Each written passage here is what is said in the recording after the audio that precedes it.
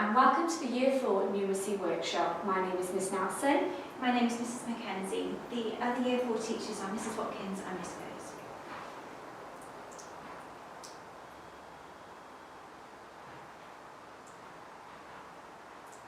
The aim of today's session is to provide you with ways in which you can support your child's numeracy development at home. If you have tuned into this presentation, you will be entitled to receive a free goodie bag full of numeracy resources that you can utilise at home with your child. All of the resources that you will see in the pack will be shown throughout the presentation, and your child will be familiar with these as we have shown them in school. As well as that, we will be highlighting some of the online tools that you can use at home to support numeracy. Also, we will be discussing what you can do in the event of a lockdown or a period of isolation and the things that we can provide for you as a school.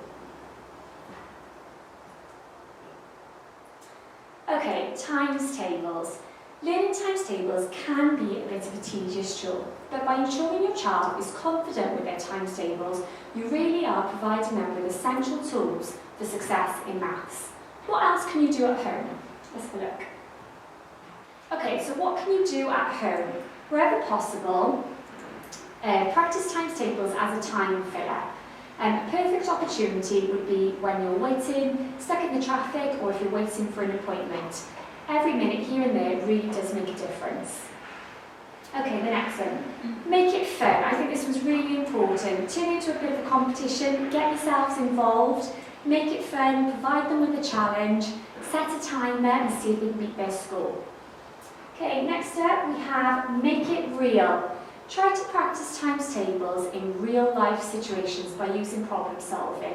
For example, if you're baking with your child, you could scale up a recipe by doubling, or you could calculate the price of more than one item on a shopping receipt. Another one we feel is really important is have them focus on the tricky ones. More often than not, you'll notice that children really struggle with one particular times table fact. If that is the case, then get them to write that fact on a piece of paper, display it somewhere prominent, like the fridge, and hopefully that will reinforce it and it will encourage them to practice it. Number grid. Another way to support learning of times tables is by using a number grid. It's a great way to demonstrate how times tables relate to number sequences. You could even get your child to colour in some of the number multiples and they can clearly see the number patterns. As well as all of the things I've just mentioned, there are a number of online tools that you can use at home to support numeracy. For example, YouTube, a fantastic online platform. It's full of times table songs, raps. The children really do love them and they're really fun and engaging.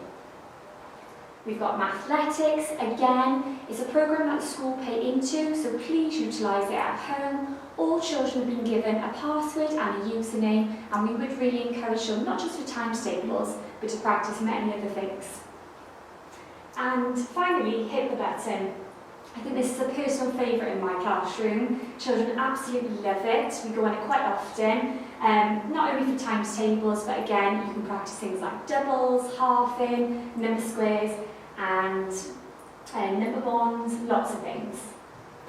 Could I just say at that point as well that I have a child who's this age, and I have found that just a little bit, very often, a little bit every day of maths, a little bit of mathletics, a little bit of hit the button, really, really does help, and it builds their confidence so much. Worth doing. Okay, in your resource pack, there are a number of times table games that you can use to help your child with times tables. So, here is one, Race Around the Clock. If we have a little look at this video now that I've put together, it will explain how you play. Aim of the game is to make it all the way around the track and across the finish line. The first thing you need to do, children, is choose a times table you'd like to practice and pop it in the centre of the page.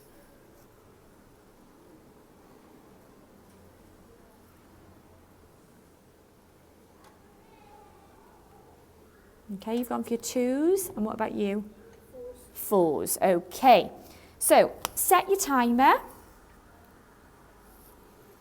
On your marks, get set, go.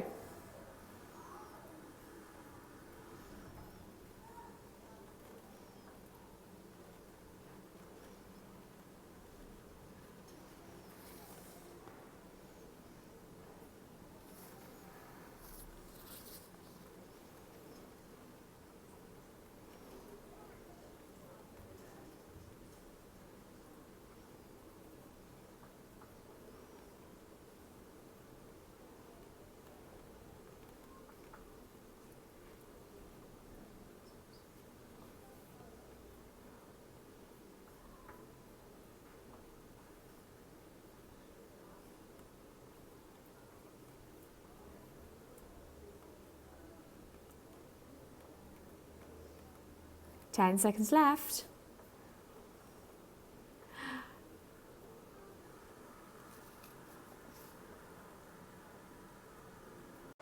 Okay, next up we've got the multiplication and division game. This is another game that you'll find in your resource pack. Super game, the children absolutely love it.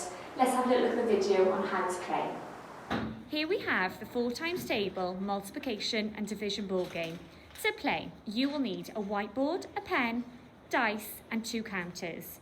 The first thing you need to do is place the counters on start.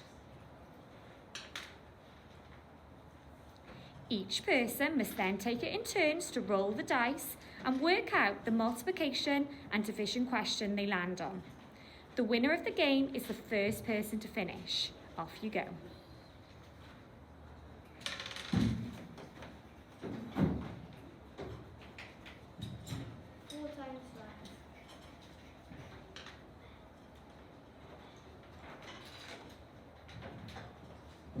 Good girl.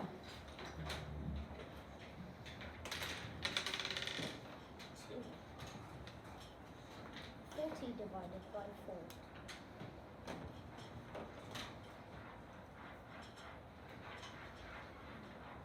Diane. Okay, another game that we have in the resource pack is Divide It. Game focusing on your division facts. Let's have a look at the video to see how you play it. To play, it's really helpful to have a whiteboard and pen by the side of you so you can make some jottings, especially for those trickier sums. Also, grab yourself a dice and a counter. Each person must then take it in turns to roll the dice and solve the division sum they land on. The winner of the game is the first person to finish. Off you go.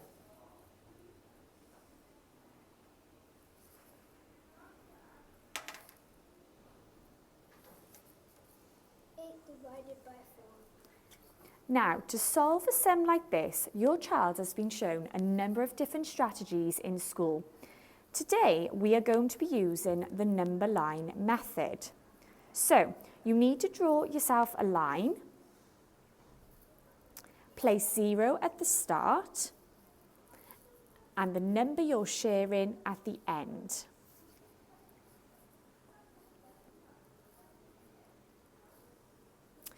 Then you need to ask yourself, how many jumps of 4 do you need to take along the number line to reach 8?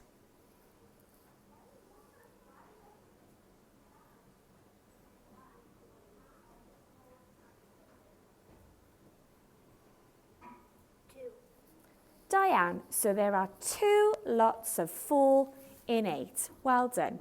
An easy thing that you can do with your children at home is money. It really helps for the children to have some plastic money to hold or some real money to touch, something that they can actually physically count with. It does help their understanding of money to develop. When they are adding and subtracting money, it also helps if you can use a number line or a 100 square, as this can help them to develop their understanding as well. When children are making amounts of money, ask them to make that amount of money in as many different ways as possible, using as many different combinations of coins and of applicable notes as possible. Children need to be familiar with calculating change as well. Start with small amounts like £1 and £2, calculating the change from £1 and from £2, and then move on to larger amounts such as £5 and £10 and see how they get on with that. Money can also help children to understand develop their understanding of decimals. So if they're struggling to understand decimal values, then you can use money to help explain that. This game of numbers black, Miss Nelson will have a little chat about at the end. So a really important skill that you can teach your children at home is time. We find that children find this quite difficult, and it's a concept that takes a long time for them to develop. So just be patient and not to worry about it. Just a little bit very often is helpful. Draw attention to the time as much as you can. Say, oh, it's 5 o'clock now, dinner time will be in 15 minutes, or this programme starts at this time and it lasts for half an hour, what time do you think it will finish? Lots of chat and conversation around time is really helpful. Do some fun activities at home that involve measuring the time. You could use sand timers when you're playing games, or you could use stopwatches for races and challenges, that kind of thing. Make sure your child is confident with counting numbers 0 to 60 and also using their times tables, 5 times tables for counting. It's really important that children have access to an analogue clock. We find that children often are very good at using and understanding digital clocks, but less so with analogue. If you can have an analogue clock in your child's bedroom, that's wonderful. And again, just draw attention to it and talk about the time as much as you can. Talk about what you're doing at different times of the day, things that are regular in your daily schedule, what you're doing and at what times, as that can help them to understand different times of the day, different parts of the week, even different seasons and the months of the year as well. And let your child remind you when it's something that you need to do something. So if you need to get the dinner in the oven at a certain time, they can be letting you know what time to do that at. We've included a simple board game to help with time. This focuses on 1/2 past, 1/4 past and 1/4 and it will help build their confidence when telling the time on an analogue clock. Some other little ideas that you can do involved with time is some blank clock faces, and the children can draw their hands onto the clock face, whichever time you might say to them they draw the time on. You could even make one of these out of a paper plate with some pipe cleaners for hands, that would be fun. There's a couple of examples here of interactive teaching clocks that you can find online. Those are simple to use and you can find the addresses for those websites here. This is a Gatango chart. We use this to develop the children's understanding of place value. It's really helpful and there's some examples of some different questions that you can ask the children on it. Okay, Splat the Number. This is another resource that we've included within the pack. I have put together a short video that you can watch just explaining how you play. It is a great game because it can be adapted for your child's needs and ability level. Let's have a little look. Here we have Splat the Number. This is a great resource to revisit many numeracy skills and keep them on the boil. There are 12 questions in total for your child to attempt to answer about the number in the middle of the page. This activity also lends itself very well as it can be easily adapted to suit the needs of your child and their ability. For example, you could make the number in the centre slightly simpler or focus on just a few of the questions rather than the full 12. Alternatively, you could provide more of a challenge for your child by changing the number in the centre to a larger value or perhaps a decimal number or by using a value of money. Okay, ways to support numeracy in the home. The options are endless. Let's start. So some different ways to support numeracy at home. There are lots and lots of different ways that you can do this. First thing, a clock. We've talked about this already. It's so important to be able to tell the time. It's a life skill. Put it somewhere prominent in your home and talk about it every day. Okay, next up we've said to use timetables, charts to solve word problems. So things like how long will the journey take, if it's a traditional wall calendar, if Miss Mackenzie's birthday is on the 24th of March, what will the date be 2 weeks later, how many days within a month, that sort of thing. Next we've got measure everything, so lots of practical measuring wherever possible, plenty of baking, discussing the units that you're using as well. Okay, next up we've got indoor and outdoor use of a thermometer. This is especially useful in winter, especially when the temperature drops below freezing, really good for negative numbers. You could have some dried beans or some Smarties for counting, not freezing, and also for estimating as well. Okay, and finally, shopping receipts. Get out your shopping receipts and get the children calculating the total cost of a number of items and then finding the change. In Year 4, we do expect the children to be able to find change from £10. Obviously, if your child is finding that a little bit tricky, perhaps try £5 first and then £2. We've included a list of some helpful websites which we think might really help you. This includes the mathematics website and also Hit the Button, which we talked about earlier, There's some other interesting ones there as well which might be helpful. Enrich is a good website for problem solving. So just to draw your attention to some of these things that we use in school, the children can also use them at home. There's Hub, they know how to log into that. Mathletics, they also have a password and they know how to log into this.